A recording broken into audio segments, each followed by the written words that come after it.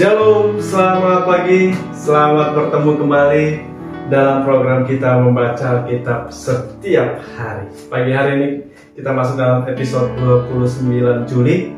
Saya terus mengajak kita Bapak dan Ibu, mari kita ikutin terus pembacaan Alkitab kita. Mari kita membaca Alkitab setiap hari supaya kita boleh bertumbuh di dalam firman Tuhan. Baik, sebelumnya saudara kita mari berdoa bersama. Bapak yang baik, terima kasih untuk pagi hari ini. Kami bersyukur untuk hari yang baru. Kami percaya hari ini ada berkat yang baru bagi kami lewat firman-Mu. Roh Kuduslah kiranya memberkati firman-Mu. Roh Kudus menolong firman-Mu. Di dalam Yesus Kristus kami berdoa. Haleluya. Amin. Baik, pagi hari ini tema bagi kita, Tuhan punya cara tak terduga membela pekerjaannya. Tuhan punya cara tak terduga membela pekerjaannya. Saya bacakan dari Kisah Para Rasul pasal yang ke-28 ayat 3 sampai ayat yang ke-6. Ketika Paulus memungut seberkas ranting-ranting dan meletakkannya di atas api, keluarlah seekor ular beludak karena panasnya api itu lalu menggigit tangannya.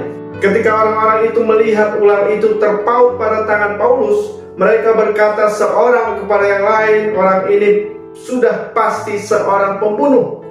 Sebab meskipun ia telah luput dari maut, ia tidak dibiarkan hidup oleh Dewi Keadilan. Tetapi Paulus mengibaskan ular itu ke dalam api, dan ia sama sekali tidak menderita sesuatu.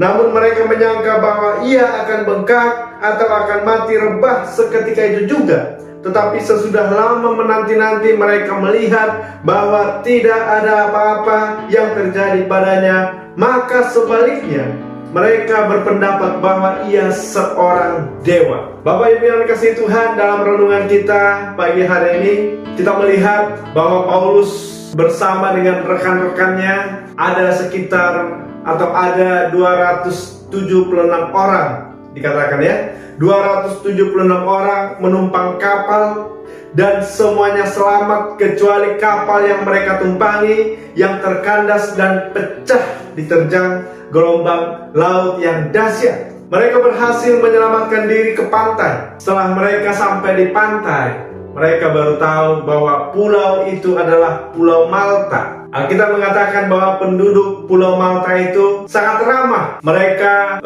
menyalakan api yang sangat besar untuk menghangatkan tubuh mereka karena saat itu cuaca sangat dingin. Ada satu keajaiban terjadi, saudara, ketika Paulus memungut seberkas ranting-ranting, keluarlah seekor ular dan langsung menggigit tangannya Paulus. Dan penduduk di situ berkata seorang kepada yang lain, bahwa Paulus ini, orang ini pasti orang penjahat, pasti seorang pembunuh. Meskipun ia telah luput dari laut, tetapi ia tidak dibiarkan hidup oleh Dewi Keadilan. Tetapi saudara, ketika penduduk di situ melihat bahwa tidak ada terjadi apa-apa, sebaliknya Paulus yang tadinya dipandang sebagai seorang penjahat malah dipandang sebagai dewa. Dia bukan orang biasa. Hal inilah yang menjadi pintu masuk bagi Paulus untuk memberitakan Injil. Sehingga orang di Pulau Malta itu, mereka boleh mendengarkan Injil, mereka boleh menerima Injil. Bahkan gubernur pulau itu yang namanya disebut Publius menyambut mereka,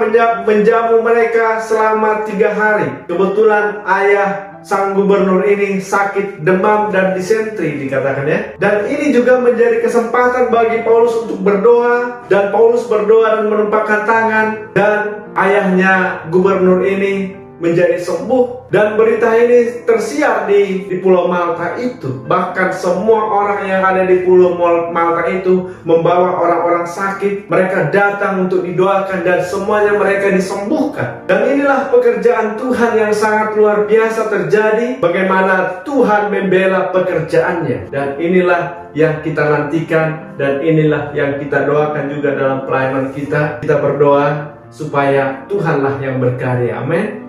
Supaya Tuhanlah yang menolong, supaya Tuhanlah yang memberikan kita kesempatan untuk kita boleh bersaksi dimanapun kita berada, baik di lingkungan kita, supaya nama Tuhan dipermuliakan. Amin.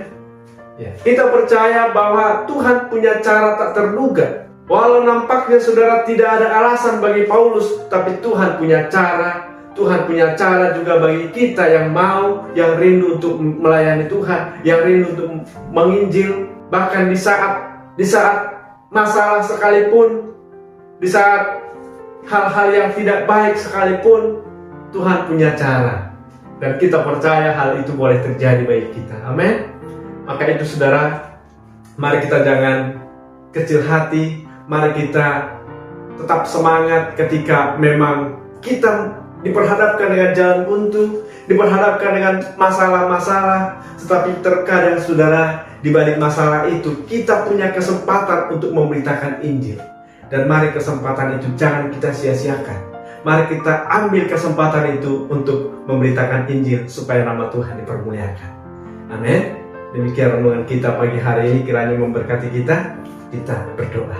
Terima kasih Tuhan untuk pagi hari ini renungan yang boleh kami dengarkan. Kiranya Tuhan membuka jalan bagi setiap kami. Tuhan memakai setiap kami untuk kami boleh menjadi saksi Tuhan. Di dalam Yesus Kristus kami berdoa. Haleluya.